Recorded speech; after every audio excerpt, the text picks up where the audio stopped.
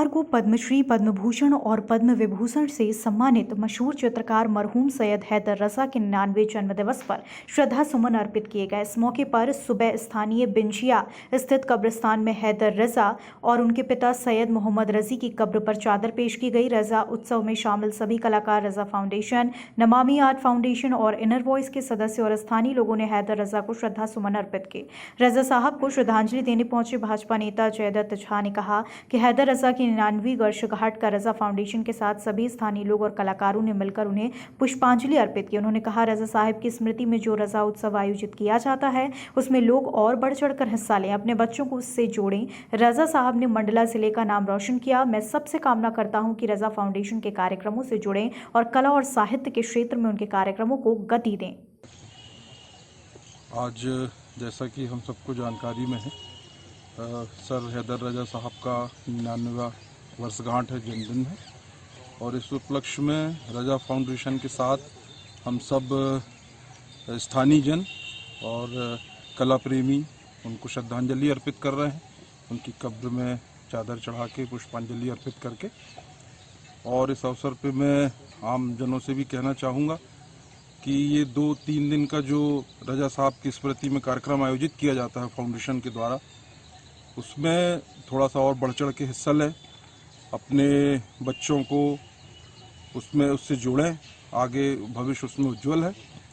और इस तरीके से भी हम रजा साहब को श्रद्धांजलि अर्पित कर सकते हैं। स्थानीय उन्होंने मंडला जिले का नाम रोशन किया है और मैं सबसे यही कामना करता हूं कि इस फाउंडेशन से जुड़ें, 3 दिन के आयोजन में शामिल हों और हम सब से जो सहयोग बनता है सहयोग भी है। और रजा फाउंडेशन को हृदय से धन्यवाद भी है कि कला के क्षेत्र में, साहित्य के क्षेत्र में उन्होंने चित्रकला जो 3 दिन की प्रदर्शनी लगी, सभी लोग उसमें शामिल हुए, तो एक माहौल भी क्रिएट हो रहा है मंडला जिले में जो अभी तक शून्य पड़ा हुआ था। तो मैं इसको और आगे बढ़ाएं, मेरी शुभकामना है।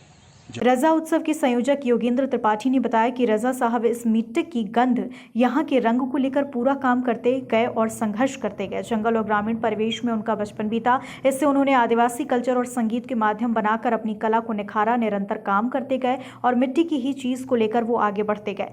वो हम लोगों से भी कहते थे कि हमारी संस्कृति इतनी समृद्ध है कि हम उसमें ही काम करें। अंतर्राष्ट्रीय स्तर पर उन्होंने यहाँ की मिट्टी की गंध और रंग को ही चित्रित किया और शून्य में ही सारा कुछ ढूंढते थे। रजा साहब अपनी मिट्टी की गंध को लेके, यहाँ के रंग को लेके वो पूरा काम करते गए और संघर्ष करते गए।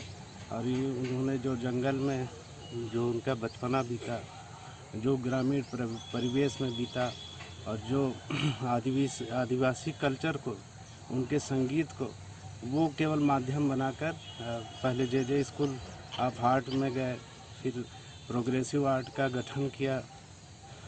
उसके पश्चात वो निरंतर काम करते गए और मिट्टी की ही चीज़ को लेके वो आगे बढ़ते गए और सदा भारतीय संस्कृति, भारतीय कल्चर, इसके प्रति उनका काफ़ी वो रहा।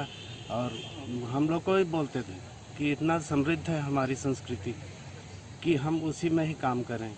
और वो पूरे अंतर्राष्ट्रीय स्तर पर केवल यहाँ की मिट्टी की गंध, यहाँ के रंग, उसी को चित्रित किए और शून्य में ही सारा कुछ वो ढूंढते थे। खबर भारतवर्ष के लिए मंडला से मध्य प्रदेश से भुवनेश्वर केवट की रिपोर्ट।